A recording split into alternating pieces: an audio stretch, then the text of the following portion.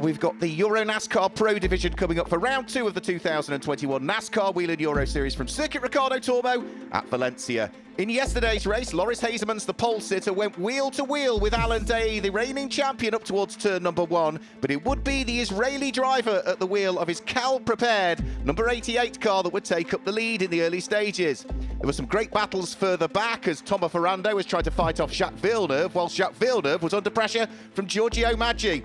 At the front, though, Loris Hasemans and Alan Day were side by side through turns number 4 and turn number 5, and somehow it was still Hasemans that was leading, whilst Alan Day was coming under pressure from his teammate Gianmarco Ercoli, who took the opportunity to steal second place away.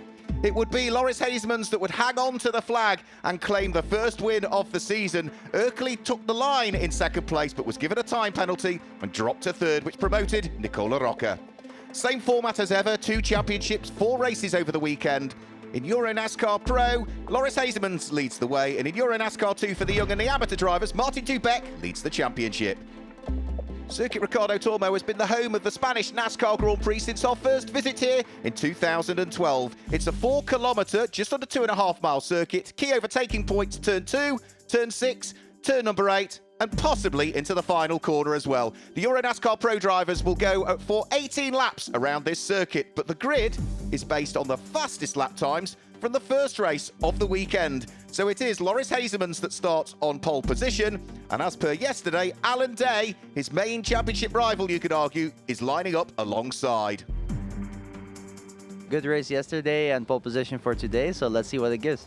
It's quite warmer today, a little bit less wind. Does those changing conditions change anything on the car and at the track and how you're driving the car? I think you need to be very careful with the tires, obviously. I think at a certain temperature like this, the tires start really overheating a lot. So I think if you start pushing every lap, especially with the older tires that we have now from race 1, it will be really, really difficult towards the end of the race. So I think it's also trying to pace yourself and trying to get then the maximum out of the race in the end.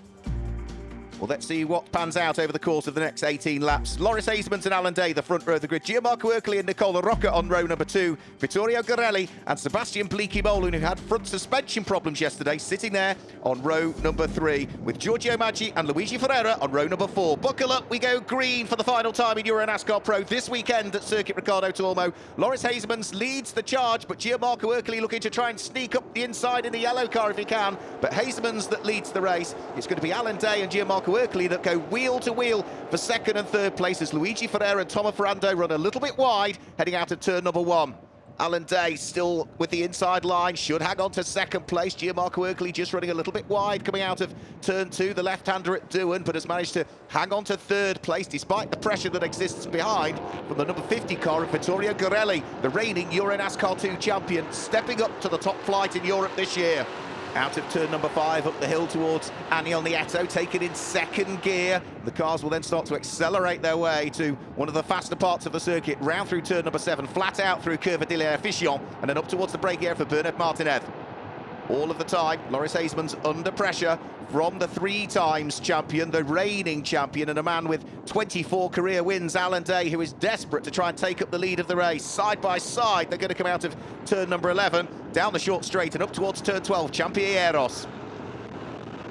Through the very fast right-hander at Championneros. Circuit starts to continue to climb, almost up towards the highest point of it. Loris Hasemans driving hard, looking to try and return the number 7 Hendricks Motorsport Ford to victory lane if he can. Ford leads Chevy at this stage. And the only 2 drivers that have previously won EuroNASCAR Pro races around this track are going at it again for the lead in this race, whilst Ercoli watches on in 3rd position. Over the start-finish line, almost nose to tail. Vittorio Garelli still sitting there in 4th place. It's Nicola Rocca that's there in 5th position, but Loris Hasemans is having to drive as wide a car as he possibly can whilst he battles for the lead with Alan Day. As Alan Day looking to try and carve his way up the inside at Dewan. Well, he thought about it. Then Loris Hasemans just moved the car over to cover him off. He'll make sure that he can't cut back on the exit as well. It is the man from the Netherlands that leads the man from Israel in 2nd place. The lead Italian is Gianmarco Ercoli sitting there in 3rd place, and his squabbling for the lead is bringing Ercoli back into it. Again, they're side by side, and this time there might have been a little bit of contact. Alan Day is off and into the gravel trap. Loris Hasemans leads. It must have been the lightest of contact because there's no obvious damage to Loris Hasemans' car, but it is now Hasemans and Ercoli for the lead, and it's going to be Vittorio Garelli who's sitting there in 3rd position. round through turn number 8, Bernard Martinez. Really have to be careful on the exit of this corner because the circuit really starts to drop away with the adverse camber. But Loris Hazeman's leads, Ercole in second place. Gorelli now coming under pressure from the number 69 car of Sebastian Bleekie-Molen. Nicola Rocca has been passed by Luca Lasserre and is still under pressure from the number 42 car of Luigi Ferreira that sits behind. No matter where you look, again, all the way through the field, there are fantastic battles going on. There is the 64 Speedhouse car of double former champion, the Frenchman Luca Lasserre.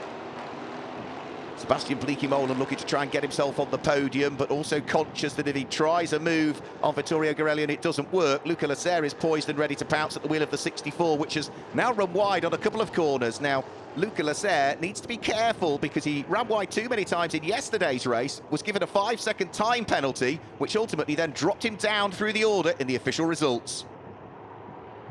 Sebastian Bleekie-Molen still pushing hard, trying to catch Vittorio Gorelli, but for the moment it certainly looks as though the reigning EuroNASCAR 2 champion, the 27-year-old Italian at the wheel of the number 50 Hendrix Ford, has everything under control at this stage. And remember, it's his first weekend of racing in the EuroNASCAR Pro division, so it would be a first career podium at this level for him. Equally as much, I don't think the number 69 car behind, Sebastian Bleekie-Molen, has ever finished on an overall EuroNASCAR Pro podium, but I will stand to be corrected if that's not the case. Gorelli in third, Bleekie-Molen in fourth, Luca Lasserre still sitting there in fifth position at the wheel of his Speedhouse Ford, and this little trio are pushing each other as hard as they can. But it's just allowing the slight squabble that we're having, allowing Gianmarco Ercole just to pull away a little bit in second position. As for the progress of Alan Day, well, he's rather languishing by his standards, right the way down towards the bottom of the top 20 at this stage. It is not making great progress. He is now a couple of laps off the lead. Bleekie-Molen looking to try and get a good run coming out of turn number 11, but you can't really overtake on the run up towards Championeros. His best opportunity would be possibly over the start-finish line. Now, this is Francesco Cini coming under pressure from Jacques Villeneuve by the look of things.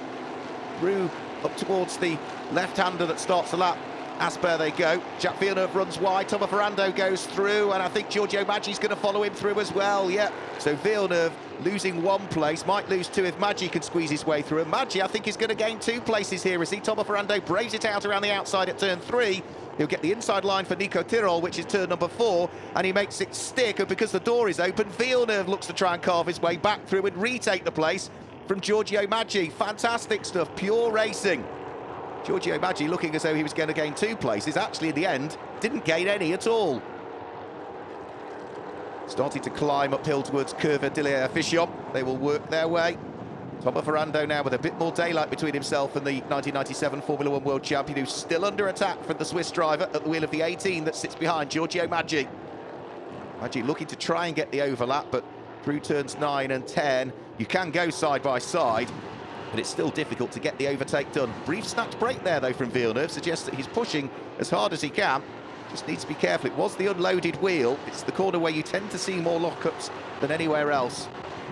Back to the battle for third. Gorelli just doing enough at the moment to keep the aspirations of the Dutchman at bay. Huge amounts of experience for Sebastian Bleekie-Molen, multiple Renault Clio champion in Benelux and in Europe overall. He was 4th in the European Clios last year, didn't compete in the NASCAR Wheel in Euro Series like many other drivers, concentrated on a domestic programme last year because of the COVID-19 pandemic conditions and travel restrictions, but he's pushing hard, looking to try and cap off what was a difficult weekend to start with for the 69 car, with a potential podium, and that would be a great way to end what has been not an ideal weekend for the team. Those front suspension problems of yesterday now well and truly behind the 42-year-old Dutchman as he tries to catch Vittorio Gorelli, and we go on board with Giorgio Maggi, his Hendrix Motorsport teammate, who is trying to catch Jacques Villeneuve, who lies ahead.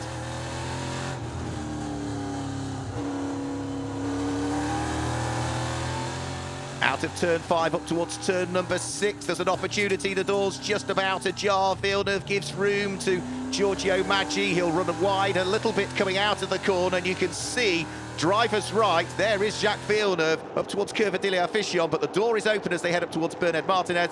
Through goes Giorgio Maggi, takes the place away. He moves up into 9th position. Villeneuve now down to the bottom of the top 10, whilst at the sharp end, Vittorio Gorelli is still doing a fantastic job of trying to hang on to the podium place.